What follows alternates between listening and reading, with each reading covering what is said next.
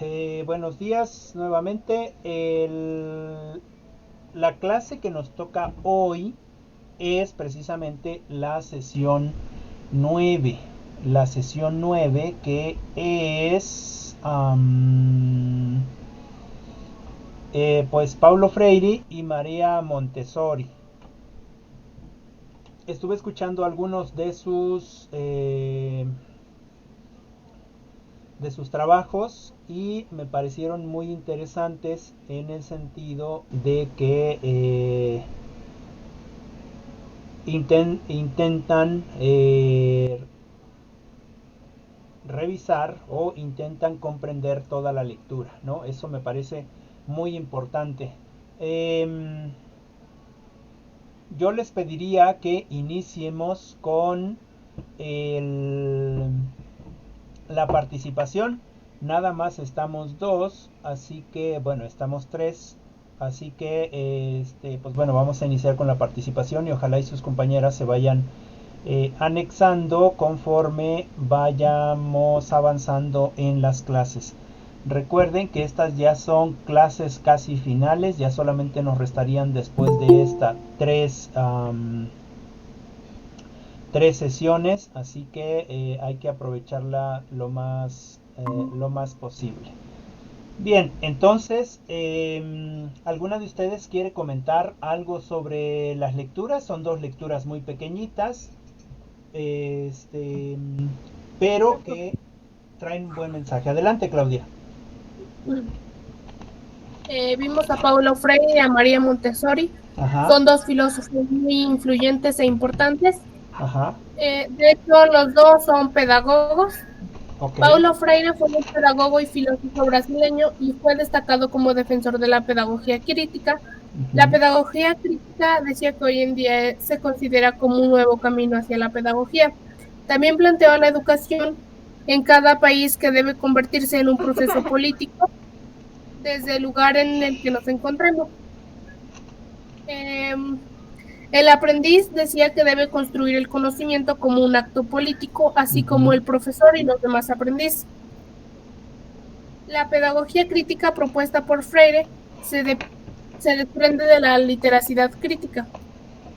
María Montessori fue una médica y educadora italiana, mejor conocida por la filosofía de la educación, que viene siendo pedagogía científica. María Montessori se inscribió en una escuela para hombres con la esperanza de ser ingeniera, pero luego cambió de parecer y entró a medicina. Ok. Eh, Montessori dice que la educación se basa en un triángulo y ahí nos mostraba que era conformado por ambiente, amor y relación niño-ambiente. Ujú. Eso es todo, profe. Ok. Muchas gracias, Claudia. Muchas gracias. Ahorita vamos a ampliar más el tema con respecto a estos dos personajes que han puesto bases importantes para lo que es la educación y lo que debería de ser la educación eh, en nuestros espacios. La educación no son meramente conocimientos, es decir, en otras materias hemos visto, específicamente en sociología, que la educación no precisamente es una educación funcional que me sirva para algo, sino debe de ser una educación también crítica en ese sentido que estamos hablando ahora de Paulo Freire. Eh, Muchas gracias, Claudia. Carla, no sé si nos quieres comentar algo con respecto a las lecturas. Sí, profe, ¿sí me Ade- escucha? sí, adelante, adelante, fuerte y claro. Bueno, yo entendí o me llamó mucho la atención la manera en que nos transmitía la educación Pablo. Ujú, Él decía que la tendríamos que ver de una manera política, ujú, ya que el docente mostraba al estudiante o le hablaba sobre aspectos o problemas del mundo o de nuestra sociedad ujú. en las que nos encontramos día con día, ¿no? Y esto hace que el estudiante se sienta motivado a querer transformar su vida o aspectos de nuestra propia sociedad. Y yo creo que Ok. sí, sí es de esa forma, Ujú. porque, por ejemplo, cuando un profesor te dice, está pasando esto y esto, tú quisieras ayudar o cambiar ciertos aspectos, ¿no? Y yo creo que estoy de acuerdo con él por eso. Y también otra cosa que me llamó mucho la atención fue que María rompió los esquemas y estereotipos de que una mujer no puede estudiar, sino que ella se lanzó y rompió con esos esquemas y pues como ya lo dijo mi compañera, ella basaba la educación en un triángulo que es el Ajá. ambiente, el amor y la relación del niño y el ambiente. En este caso, pues el ambiente es la libertad que tenemos, pero que Sí, adelante. Ay, me fui.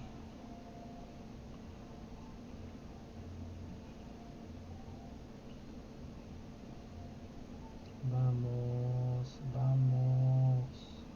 Ay, Dios mío. Ay, no puedo creerlo que sea tan malo.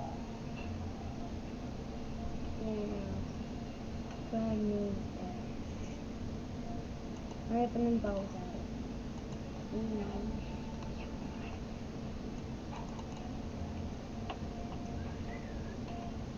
Ok, vamos, vamos, internet.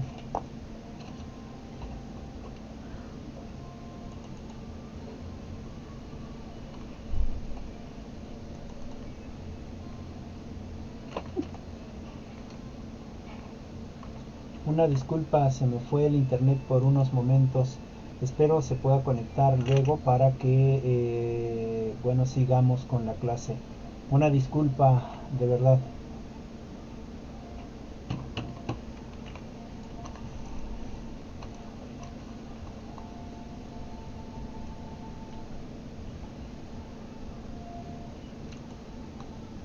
Amiguitos, hoy vamos a jugar Minecraft. Vamos a ver qué tal nos va.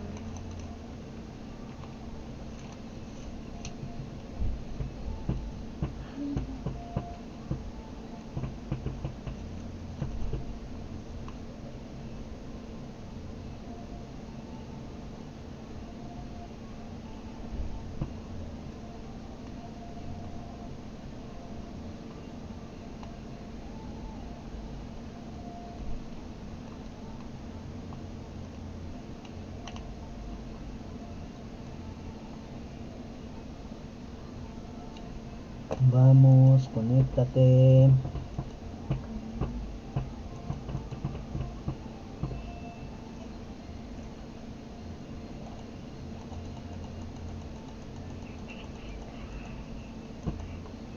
Oscar, un minutito.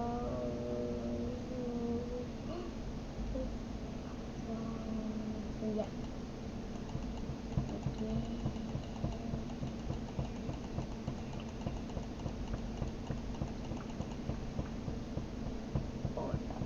Hola, todos unos minutos de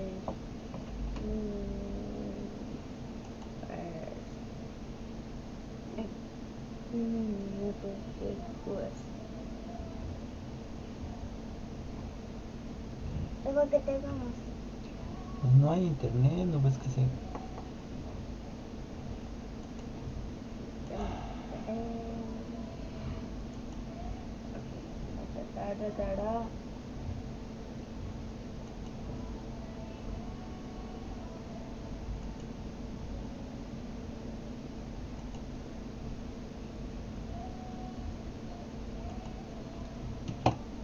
Vamos, ¿qué pasa?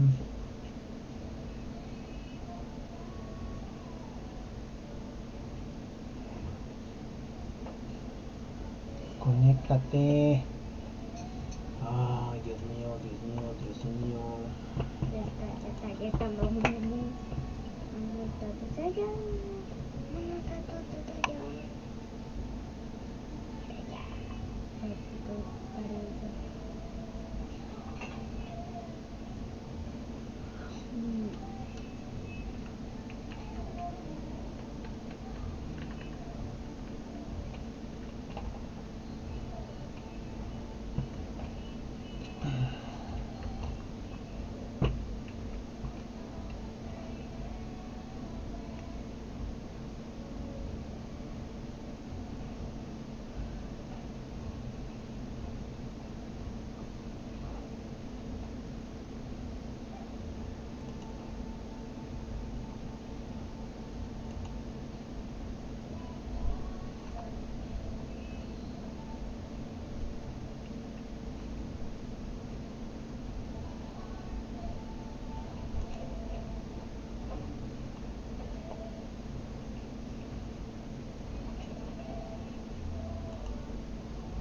les propongo, señoritas, como ayer, una disculpa de verdad.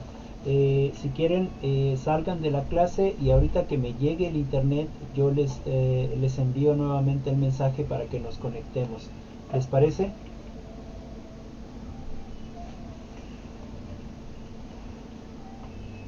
Ya llegó. Ah, espérenme.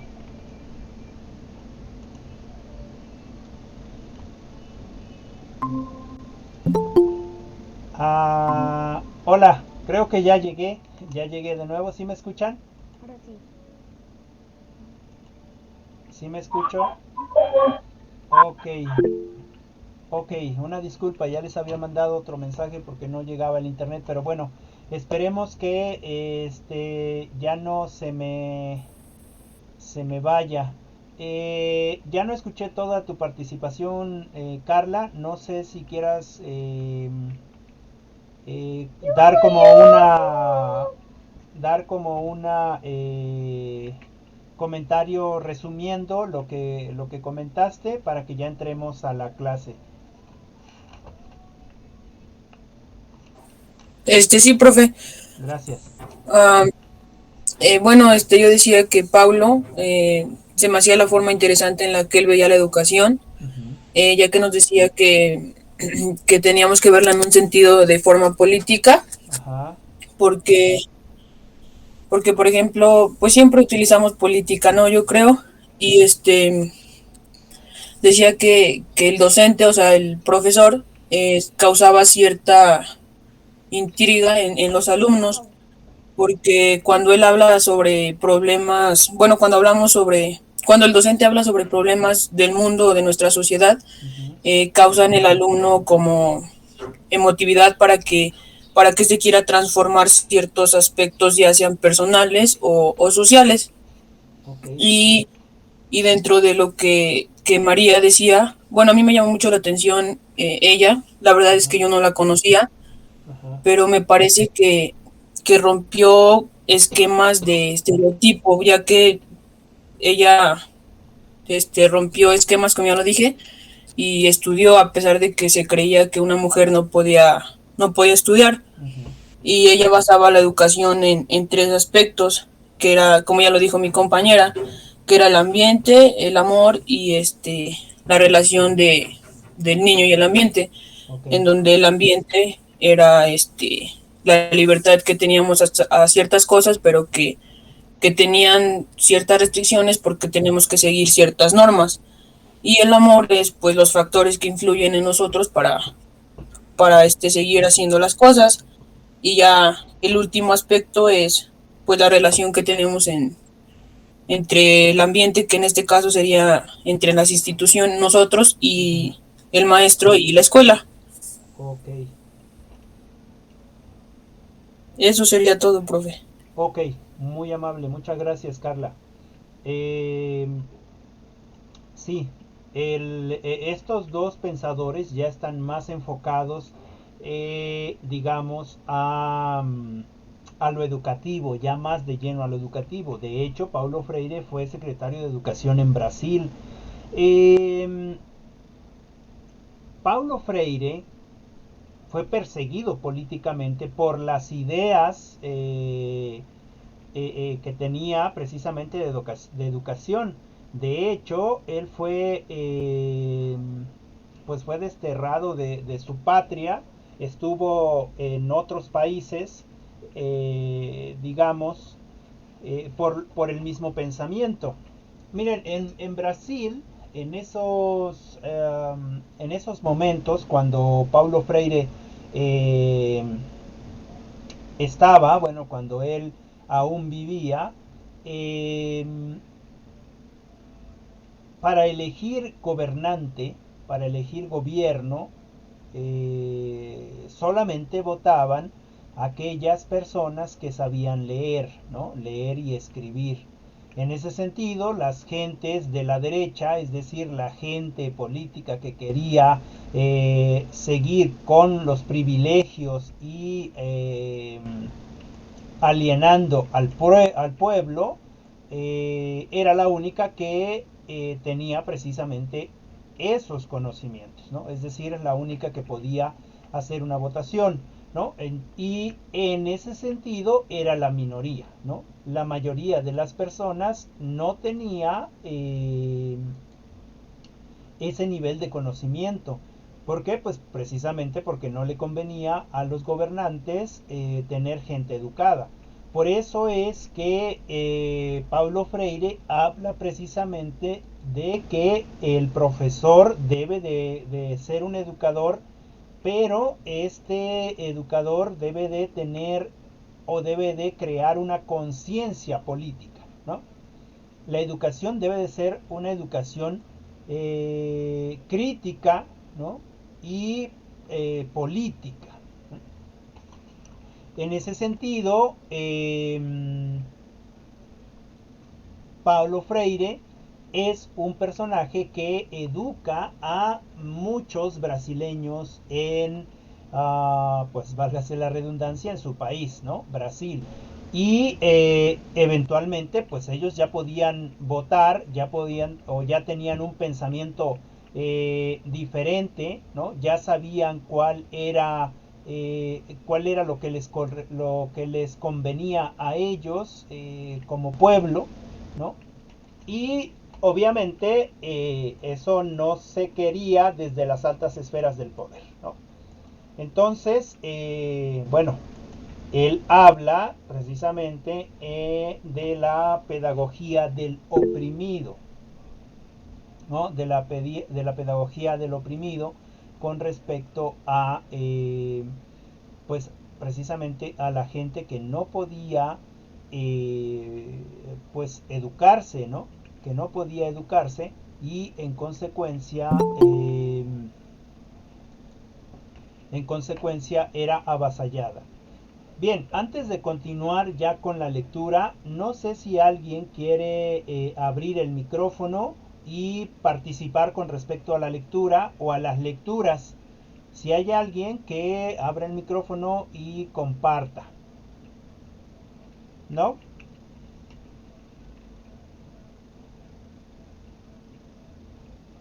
Ok. Bueno, entonces comenzaríamos con la lectura de Paulo Freire o ya avanzaríamos más en el tema con respecto a este grande pensador.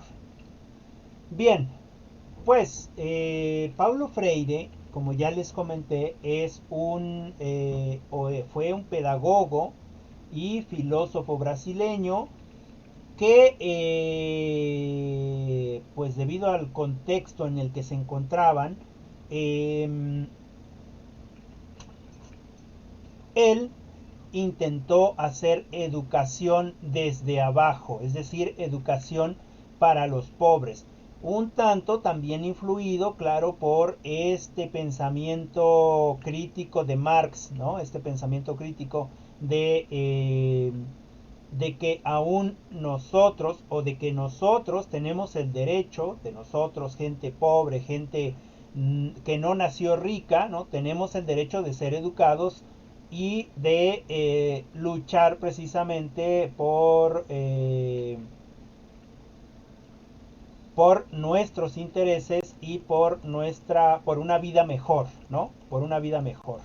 Y en ese sentido, él trabaja precisamente esta pedagogía crítica. ¿Qué significa la pedagogía crítica? Es aquella pedagogía que te permite ser crítico, es decir, que te permite tomar de cada uno de lo que conocemos nosotros o de lo que ya hemos aprendido para que podamos vincularlo y saber qué está correcto y qué es lo que no está correcto. Es decir, si viéramos a una persona que es esclava y que su dueño la trae encadenada, obviamente nosotros tendríamos esa razón crítica o esa criticidad para saber que eso no es correcto. pero en ese sentido también sabemos que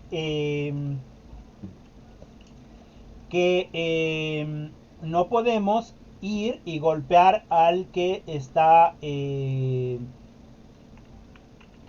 digamos, al que tiene el esclavo, sino como ya conocemos, vamos a explicar a esa persona que quizás ni siquiera es de nuestro país, que tan solo por el hecho de entrar a nuestro país, nuestra constitución les otorga la libertad, ¿no? Es decir, estamos defendiendo la dignidad del ser humano. En ese sentido, Paulo Freire implementa precisamente esta pedagogía crítica, ¿no? Y en su más grande texto, o en uno de sus más grandes textos, que son la pedagogía del oprimido. Si a alguien le interesara la pedagogía del oprimido o el libro, quizás lo podría conseguir en la internet. Seguramente que ahí está el libro y tendría una visión más clara de cómo pensaba Paulo Freire, ¿no? En ese sentido, en la pedagogía del oprimido o en esta pedagogía crítica, lo que se pretende precisamente es involucrar a las partes, es decir, a los estudiantes, a las estudiantes, a construir una sociedad diferente, es decir, una sociedad crítica, una sociedad con conciencia, pero con conciencia no nada más de sí, sino con conciencia de los problemas sociales, de los problemas políticos, de los problemas económicos, de los problemas, digamos, de salud, ¿no? Es decir, en ese sentido nosotros como profesores y de acuerdo a lo que piensa Paulo Freire, necesitamos ser políticos, politizar a los estudiantes, incitarlos a que vean lo que está pasando en nuestro país. Por ejemplo, el día martes, me parece martes, el día lunes fue precisamente el Día Internacional de la Mujer, ¿no? Entonces, bueno, se ocupa ese día para que se hagan ciertos mítines, ciertas marchas, etcétera, ¿no? Y todo mundo le manda felicitaciones a las mujeres, que tengan un bonito día, que muchas felicidades, que no sé qué, que no sé cuándo. Y bueno, en mi caso lo que yo hice, les mandé a todo mundo, les mandé información de por qué se celebra el Día Internacional de la Mujer y por qué celebrar el Día Internacional de la Mujer no debería de ser un solo día, ¿no? Sino debería de ser todos los días. La mujer se tendría que celebrar todos los días, no solamente un día. Ese Día Internacional de la Mujer es precisamente para hacer política, pero política desde el verdadero feminismo, ¿no? Política desde el verdadero pensamiento crítico y consciente de lo que significa ser mujer, ¿no? Palabras como claro que sí destrozo y claro que sí me encabrono y claro que sí voy a destruir cosas porque me siento agredida. Esas palabras ya no son femeninas, es decir, no quiero decir que no se usen, pero esas están incitando a el odio y a la destrucción, ¿no? En ese sentido, no se puede lograr nada si somos también agresivas. Ahora, en la marcha que se hizo, me parece que hubo hasta algunas compañeras policías violentadas, y eso que son mujeres, ¿no? Ellas no tienen la culpa de estar trabajando ahí, es lo único que pudieron hacer y entonces tienen que resguardar. Es cierto que hay policías o hubieron policías en otros gobiernos que maltrataron, violaron, asesinaron, ¿no? A las compañeras y en ese sentido tendríamos que exigir, ¿no? En ese sentido tendríamos que exigir. Es cierto también que hay muchas mujeres que han sido desaparecidas, han sido asesinadas y no precisamente por un hombre, ¿no? Claro, la mayoría de los casos ha sido por un hombre, por su propio esposo, por su propio marido, por su propio quizás amante, por su propio padre, es decir, los hombres que asesinan están cerca de las mujeres asesinadas, ¿no? Y en ese sentido no tendríamos que meter a todo el contexto de hombres digamos, en ese término, ¿no? Que no existe legalmente, pero que se ha popularizado mucho en, eh, en el mundo, ¿no? Por ejemplo, el término de feminicidio es un término que se le da al varón que asesina a la mujer, es un feminicida, ¿no? Pero en realidad es un homicida. ¿Y cómo se le dice entonces a una mujer que asesina a una mujer? Porque también hay mujeres que asesinan a mujeres. Entonces, en ese sentido, hay cosas que nosotros deberíamos de concientizarnos más o de criticar más. Por ejemplo, algunas compañeras que están enrabiadas porque también les han pasado cosas y es muy respetable, ¿no? Y que para hacerse notar pues se quitan la ropa, pues se quitan eh, las blusas, ¿no? No sé si ustedes estén de acuerdo con ello, pero desde mi punto de vista creo que no es un pensamiento crítico, ¿no? No es un pensamiento consciente. Yo, mujer, no tengo por qué estar enseñando nada de mi cuerpo para hacer cambiar o para entrar o hacer consciente a mis compañeros varones de que somos iguales, ¿no? ¿Qué es lo que tengo que enseñar? A mi capacidad intelectual, ¿no? En ese sentido, soy más crítica, en ese sentido, soy más propositiva, en ese sentido, soy más consciente. Y es cierto que como mujeres hemos sido más oprimidas, hemos sido más sobajadas, hemos tenido alguna violencia de género, ¿no? Aún ahora seguimos teniendo ese tipo de violencias cuando al hombre y a la mujer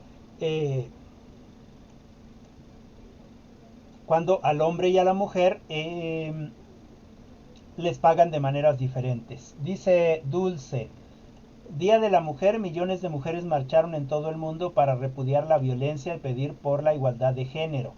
Sí, la violencia siempre ha existido y posiblemente falta mucho para que deje de existir, ¿no?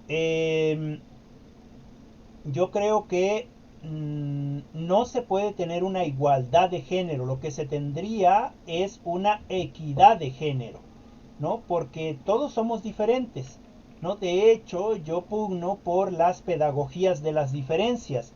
Yo no quiero ser igual a otro varón, ¿no? La igualdad de los varones. No quiero ser igual, soy diferente, de hecho, ¿no? A otros varones. ¿Qué es lo que sí quiero? Pues quiero equidad, ¿no? En el caso de las mujeres, no es que haya igualdad entre todas, porque todas las mujeres, aún en su mismo género y con la misma forma física, etcétera, etcétera, tienen diferencias abismales, es decir, son mujeres que son diferentes, entonces no pidamos la igualdad, pidamos la equidad de género, ¿no? Que es precisamente aquel que es precisamente aquel, digamos, aquella parte en la que estamos en las mismas condiciones, ¿no es cierto? En que yo como hombre puedo ser, digamos, chofer de un auto, de un micro, de un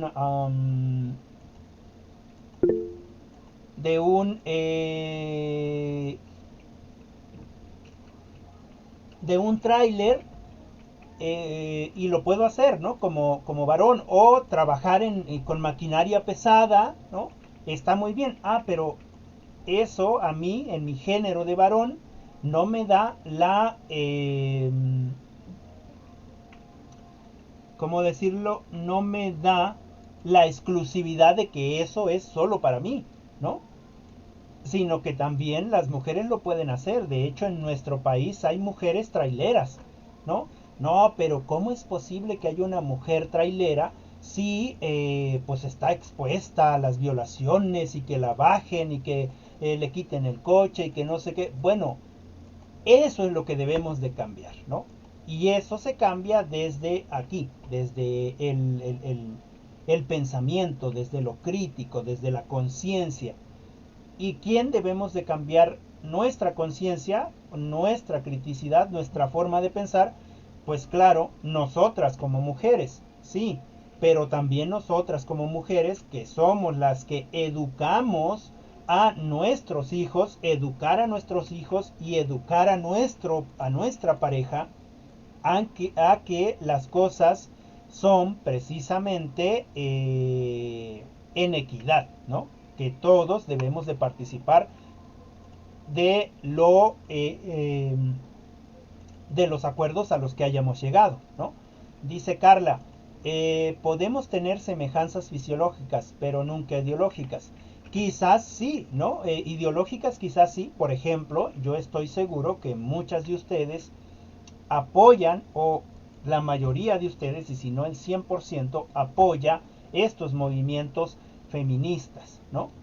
Yo también me declaro, digamos, feminista. Soy, digamos, con un pensamiento más femenino que con un pensamiento más masculino, ¿no? Pero eso no me hace homosexual o no me hace, digamos, que aprecie otro género o que quiera yo tener una relación de amor con mi mismo género, ¿no? Simple y sencillamente me hace más consciente, me hace más crítico de que efectivamente necesitamos todos de todos para poder salir adelante. Dice Dulce, yo totalmente apoyo las marchas feministas. Sí, y eso es importante. Claro, muchas de esas mujeres hacen que la marcha se vea mal porque hacen destrozos y desmanes, pero esas mujeres que hacen eso, esas mujeres que van con el rostro tapado y el pecho destapado, no son verdaderas feministas, ¿eh? Esas mujeres son mujeres que van a poner en mal el verdadero objetivo de marchar, ¿no? Y las mujeres no marchan para pedir algo, ¿no? Eso es un error. Las mujeres marchan o marchamos para exigir algo, ¿no? Algo que de por sí es nuestro. Nadie nos lo está regalando, ¿no? Ahí ha estado siempre, siempre es nuestro. Solo que, bueno, hay que exigirlo.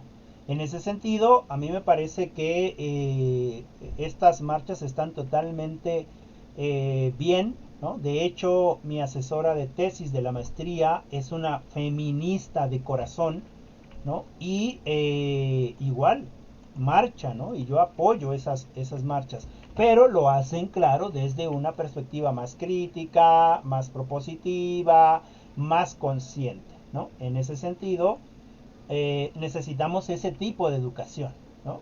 Necesitamos que cuando me digan, ay, tú no puedes hacer esto, porque eres mujer. Ah, bueno, ok. Y vas y demuestras con hechos, ¿no? Es decir, aterrizas o demuestras que sí se puede hacer, que no es solamente de varones.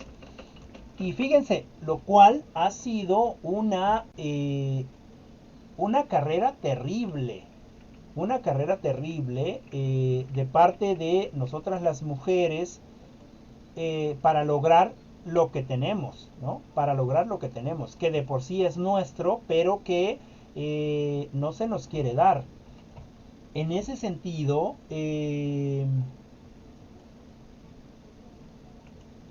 imagínense a esta mujer, a, eh, a esta Montessori, María Montessori, cuando irrumpe en un lugar donde están un montón de varones, ¿no? Ingeniería. Imagínense para su tiempo, ingeniería. Va a estudiar una ingeniería, pero las mujeres no tienen esa capacidad matemática, ¿no? ¿Cómo es posible que una mujer quiera estudiar ingeniería si su capacidad intelectual no le da, ¿no? ¿Y qué pasa? Ella entra y dice, ah, ok, no me da mi capacidad intelectual. Y entra y demuestra que sí, ¿no? Que sí es, que tiene la misma capacidad intelectual o más capacidad que quizás muchos de nosotros los varones, ¿no? Y se da cuenta en ese proceso de que pues no le gusta, ¿no? ¿Qué le gusta? Pues otra, el cuidado del otro, ¿no? Y estudia medicina, se hace enfermera, porque hasta eso las mujeres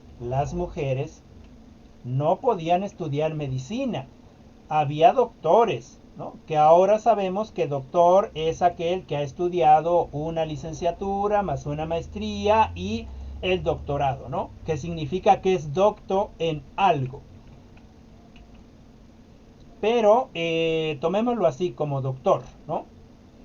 No podían ser doctores, ¿no? No podían tener esa posibilidad de aprender la medicina. ¿Por qué? Pues porque son mujeres y las mujeres solamente se dedican a la casa, ¿no? Y sin embargo, tuvo que haber una mujer o dos mujeres o tres mujeres que dijeron, yo no quiero ser lo que me dicen que sea. Un ejemplo, Sor Juana Inés de la Cruz, ¿no? Ella la tenía más difícil, ¿no? ¿Qué hizo? Ah, bueno, se puso los hábitos, pero se convirtió en varón.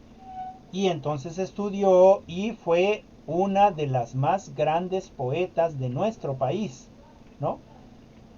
En ese sentido, no se desvistió, ¿verdad? No dijo, ah, me quito la ropa y véanme toda completa, a ver si así me dejan estudiar. No. ¿Qué hizo? Quitó la ropa o el velo de aquellos hombres que pensaban que las mujeres no tienen la capacidad para hacer ciertas cosas, ¿no? ¿Y qué pasa? Que las mujeres hemos demostrado con hechos, no con palabras, que se puede lograr lo que se quiera usando la razón y la inteligencia, es decir, usando esa conciencia, usando esa criticidad que nos debe pues de caracterizar, ¿no? Todavía hasta hace algunos años, todavía en los 80s, en los 90s, ¿no? Parte de los 90s, había muy pocas mujeres que estudiaban. Y las que estudiaban, pues estudiaban para enfermeras, ¿no? O estudiaban para psicólogas, o estudiaban para pedagogas, es decir, carreras específicas para mujeres, ¿no? ¿Qué vas a estudiar? Voy a estudiar derecho. ¿Derecho? ¿De veras vas a estudiar derecho? Como que yo te veo más cara de pedagoga. ¿Y por qué dices eso? Bueno, es que te ves muy tierna, te ves muy amable, le tienes paciencia a los niños, etcétera, etcétera. Y pues bueno, la mamá, bueno, las mujeres están preconcebidas para ser madres, ¿no? Y entonces en ese sentido son más subjetivas, son más amorosas, son más cariñosas. Por eso es que la pedagogía es para las mujeres, ¿no? O, dar clases es para las mujeres. Y para abogacía, no los hombres. ¿Por qué? Pues porque los hombres son más rudos, ellos se pueden, eh, digamos, eh, desenvolverse más por su misma fisionomía, ¿no? Y en ese sentido nos relegaban a nosotras a un espacio que finalmente no nos daban, y nunca nos dieron la oportunidad de mostrar que sí podíamos. ¿Cuándo fue que eso sucedió?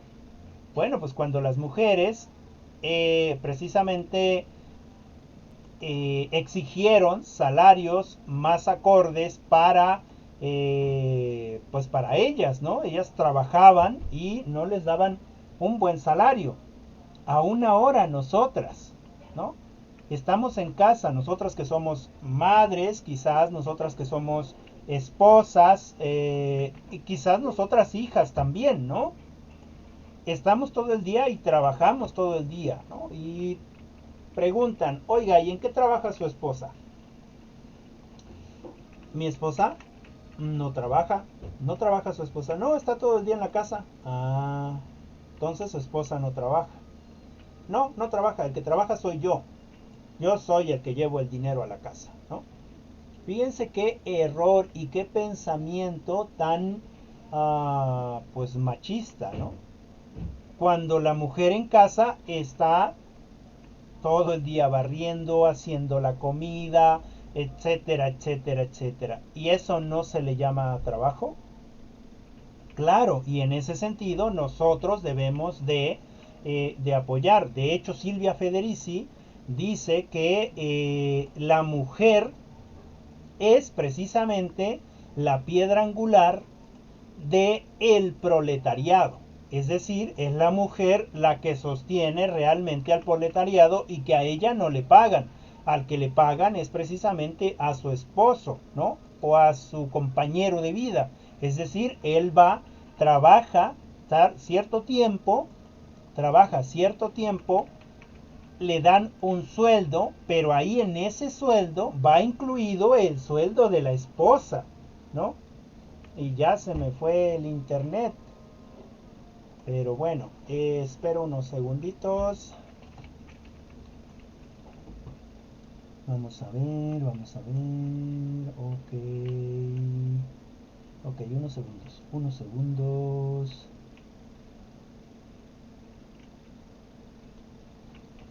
Una disculpa, señoritas. Ya vamos a ir terminando. Se me fue la señal. Espero que me lleguen unos minutitos. No se me desesperen. Una disculpa.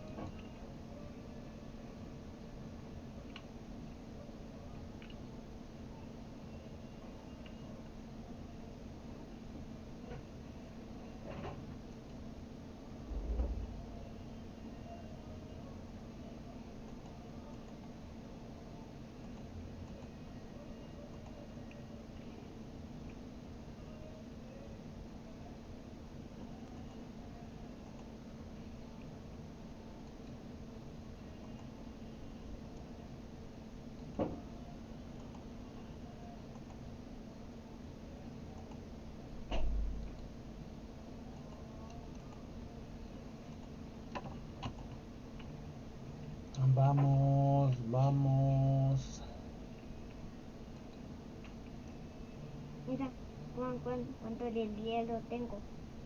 Tengo mucho, ¿verdad? Ujú. Vamos. Ay, Dios mío, se me fue, se me fue.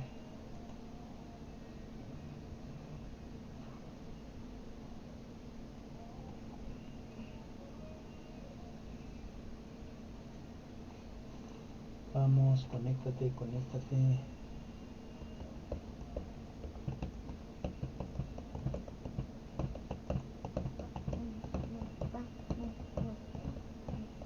No, te saco. Ujú. Carambolas.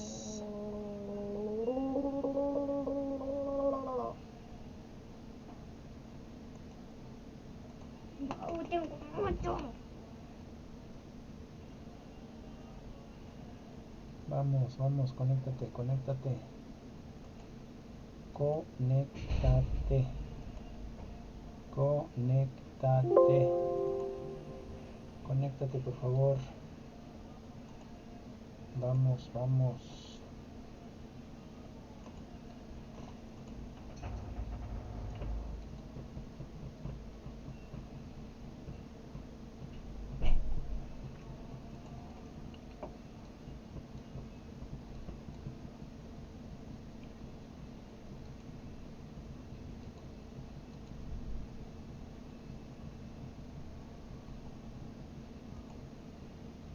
Vamos.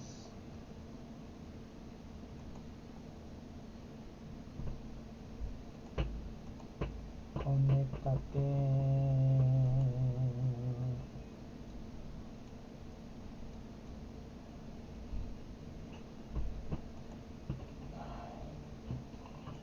Chingada. No se conecta.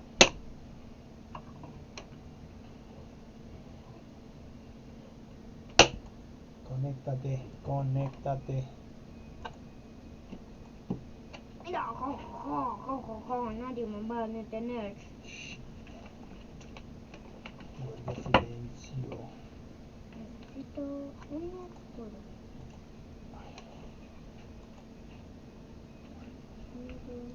Conéctate.